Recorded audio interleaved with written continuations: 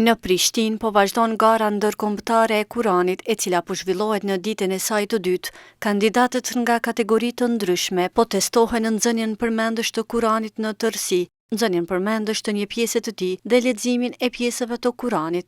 Aktivitet ky që përfaqëson një ndër ngjarjet më të rëndësishme fetare të këtij viti në Kosovë. Gara organizohet nga Bashkësia Islame e Kosovës në bashkëpunim me Ministrinë e Çështjeve Islame, Thirrjes dhe Udhëzimit të Mbretërisë së Arabisë Saudite.